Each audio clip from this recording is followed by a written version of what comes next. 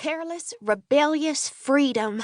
The way I imagined an Indian girl would feel racing around teepees in the days before Red River got piled up with houses and ranches and wheat.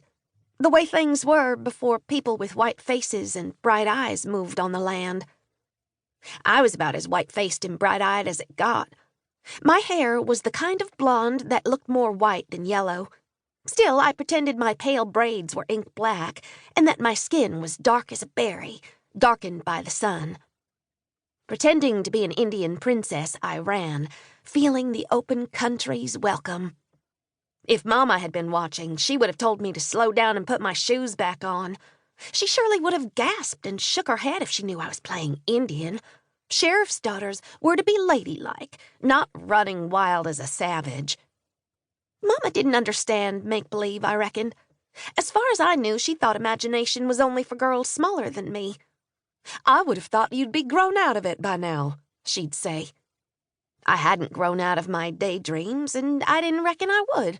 So I just kept right on galloping, pretending I rode bareback on a painted pony like the one I'd seen in one of Daddy's books.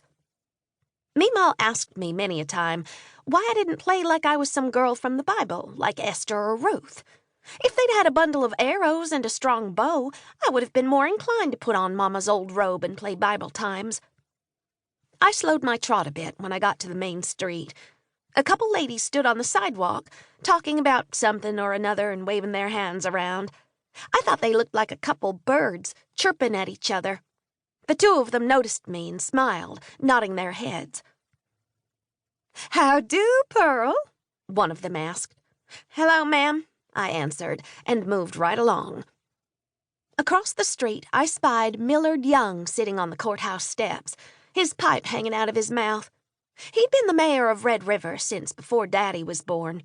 I didn't know his age exactly, but he must have been real old, as many wrinkles as he had all over his face and the white hair on his head.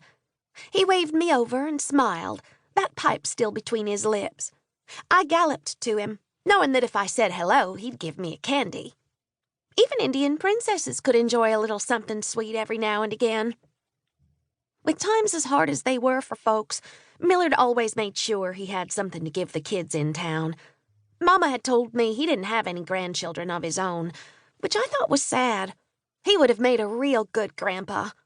I would have asked him to be mine, but didn't know if that would make him feel put upon. Mama was always getting after me for putting upon folks. "Out for a trot?" he asked, as soon as I got closer to the bottom of the stairs. "Yes, sir."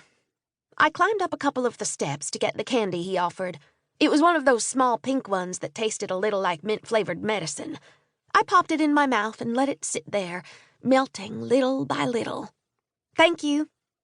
He winked and took the pipe back out of his lips. It wasn't lit.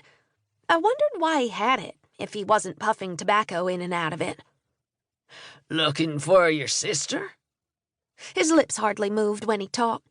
It made me wonder what his teeth looked like. I'd known him my whole life and couldn't think of one time that I'd seen his teeth. "Seen her about half-hour ago, headed that-a-way." He nodded out toward the sharecroppers' cabins. "Thank you," I said with a smile. "Hope you catch her soon," he said, wrinkling his forehead even more.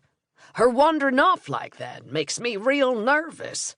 "I'll find her. I always do," I called over my shoulder, picking up my gallop. "Thanks for the candy." "That's all right." He nodded at me. "Watch where you're going."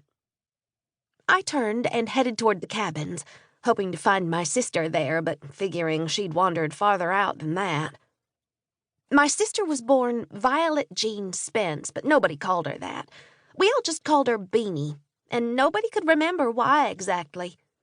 Daddy had told me that Beanie was born blue and not able to catch a breath. He'd said he had never prayed so hard for a baby to start crying. Finally, when she did cry and catch a breath, she turned from blue to bright pink. Violet Jean. The baby born blue is her name. Just thinking on it gave me the heebie-jeebies. When I needed to find Beanie, I knew to check the old ranch not too far outside town. My sister loved going out there, being under the wide-open sky. I was sure that if a duster hit, God would know to look for her at that ranch, too. Meemaw had told me that...